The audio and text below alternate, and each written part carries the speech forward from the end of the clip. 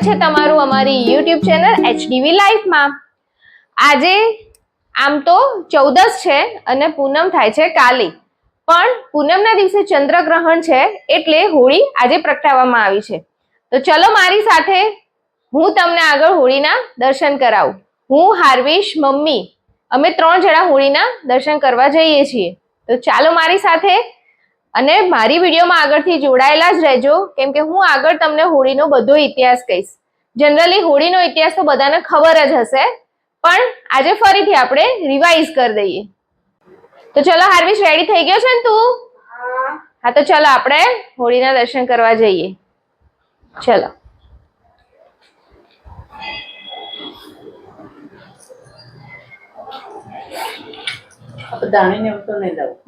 પગમાં ખોટું। તો ફ્રેન્ડ્સ, અમે આવી ગયા છીએ કે જ્યાં હોળી પ્રગટાવી છે ત્યાં। આપણે ગુજરાતમાં જે 5, 6, 7 સોસાયટી હોય એની વચ્ચે આવી રીતે હોળી પ્રગટાવવામાં આવતી હોય છે। હોળીમાં બધા ધાણી છે, શ્રીફળ છે, ખજૂર, એવી રીતે પ્રસાદી ઘૂમતા હોય છે। અને મિત્રો, તમે કઈ કઈ જગ્યાએથી અમારી વિડીયો જોવો છો એ કોમેન્ટ બોક્સમાં જરૂરથી લખજો, અને તમારે ત્યાં પણ હોળી પ્રગટાવાતી જ હશે ને એ પણ લખજો। પરંપરાનું પ્રાગટ્ય એટલે હોળી, તહેવાર એક પરંતુ રંગ અનેક। હોલિકા દહન, ધુલિકા વંદના, ધૂળેટીનું પર્વ એટલે મોજ મસ્તીનું પર્વ। હિન્દુ સંસ્કૃતિના પ્રત્યેક વર્ષનો ફાગણ સુદ પૂનમના દિનને હોળી પર્વ તરીકે ઉજવાય છે, અને બીજો દિવસ એટલે કે ફાગણ વદ એકમ એને ધૂળેટી તરીકે ઉજવાય છે। ફાગણ માસમાં ઋતુ પણ બદલાય છે, અને આ સમયને પાનખર ઋતુ પણ કહેવામાં આવે છે। હોળી ધૂળેટી પર્વની ઉજવણી પાછળ એક પૌરાણિક માન્યતા પણ સંકળાયેલી છે। તો આવો આપણે એ માન્યતાની ઝલક જોઈએ।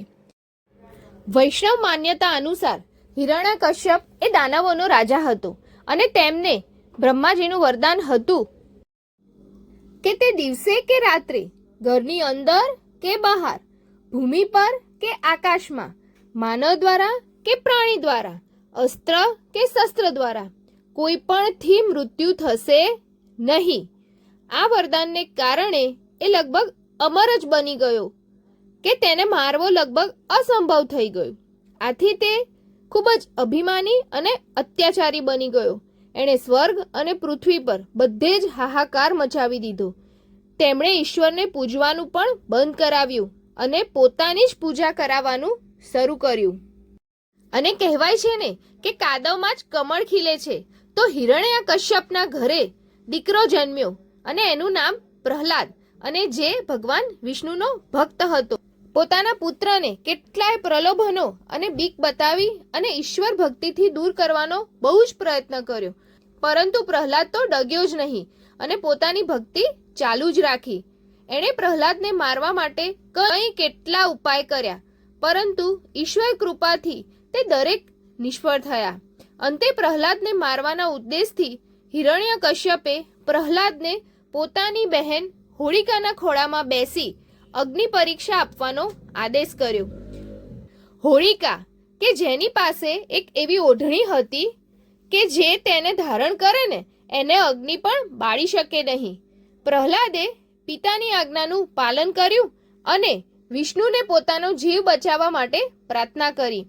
અંતે જ્યારે અગ્નિ પ્રગટાવવામાં આવ્યો ને ત્યારે પેલી ઓઢણી હોલિકાના માથા પરથી ઉડી અને પ્રહલાદને વીંટાઈ ગઈ। આથી હોલિકા અગ્નિમાં બળીને ભસ્મ થઈ ગઈ અને પ્રહલાદ સાજો સારો બહાર આવી ગયો। આમ હોલિકાનું દહન થયું। એ ઘટના હોળી ઉત્સવનું કારણ બન્યું। ખરેખર ભગવાનની ભક્તિમાં ખૂબ જ શક્તિ છે, અને તમે એના પર વિશ્વાસ રાખો ને, તમારો બચાવ કરવા ભગવાન જરૂરથી આવે છે।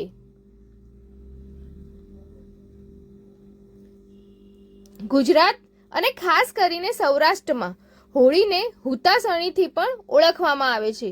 હોળીનો બીજો દિવસ ધૂળેટી, એને પડવો કહેવામાં આવે છે।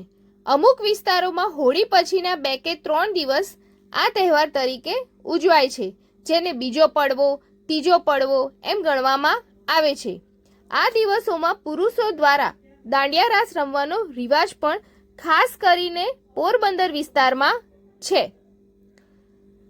ગ્રામ્ય વિસ્તારોમાં ગામને પાદરે આવેલા પૂર્વજોના પાળિયાઓનું પૂજન અર્ચન કરવામાં આવે છે અને હોળીના દિવસે જેને ત્યાં ગત વર્ષે દીકરાનો જન્મ થયો હોય એ લોકો બાળકને શણગારીને હોળીની પ્રદક્ષિણા કરાવે છે તથા ગામ લોકોને પતાસા અને ખજૂર વગેરેની લાણ વહેંચે છે.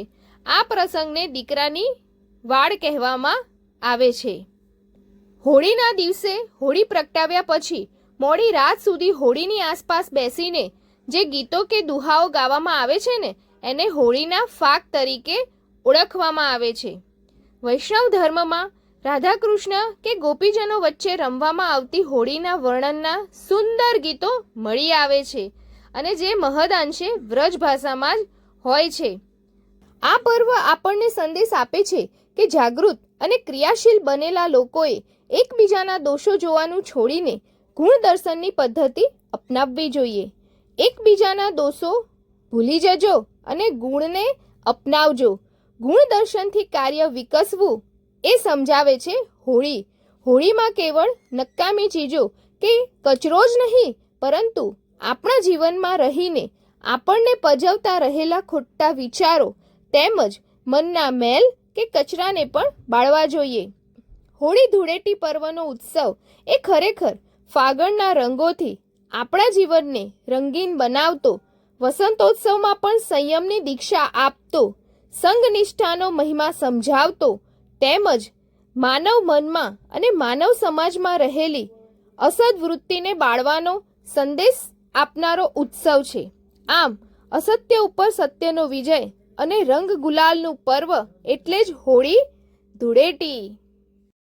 અને હા મિત્રો, બીજી હોળી સાથે સંકળાયેલી વાયકા એવી હતી કે જે હોળિકા હતી એને અગ્નિમાં ન બળવાનું વરદાન હતું, પણ જો એ સારા કામમાં એનું વરદાન વાપરે તો. પણ એણે તો પ્રહલાદને બાળવા માટે જ પોતાના વરદાનનો ઉપયોગ કર્યો એટલે જ હોળીમાં એનું જ દહન થઈ ગયું, એટલે કે હોળિકા બળીને ભસ્મ થઈ ગઈ. એટલે કે આપણે જો કોઈનું ખરાબ વિચારીએ તો આપણું ખરાબ થવાનું જ છે. આપણે જો કોઈનું સારું ના કરી શકીએ તો કોઈનું ખરાબ તો ઈચ્છીએ જ નહીં. અને હા મિત્રો, એક વાત તો મારે તમારી જોડે શેર કરવી હતી. તહેવારો આવે અને 2 દિવસની રજા હોય એટલે આપણે આપણા બાળકોને લઈને બહાર ફરવા જતા રહીએ છીએ. એટલે આપણા બાળકોને તહેવારોનું મહત્ત્વ સમજાતું જ નથી અને એ સંસ્કૃતિથી વિખૂટા પડતા જાય છે. તો હવેથી આપણે એવું નિયમ લઈએ કે તહેવારો તો આપણે આપણા ફેમિલી સાથે આપણા ઘરે જ મનાવીએ કે જેથી કરીને બાળકો આપણા તહેવારોનું મહત્ત્વ સમજે. તમને મારી આ વિડીયો ગમી હોય તો લાઈક, સબસ્ક્રાઈબ અને તમારા ફ્રેન્ડ્સ અને ફેમિલીમાં આ વિડીયોને શેર કરવાનું ભૂલતા નહીં. વંદે માતરમ. તો હવે મળીશું બીજી આવી જ સરસ નેક્સ્ટ વિડીયોમાં. ત્યાં સુધી તમે હેલ્ધી રહો, ફેમિલી સાથે ખુશ રહો, તમે પણ ખુશ રહો, હસતા રહો અને વંદે માતરમ. જય હિન્દ. ભારત માતા કી જય.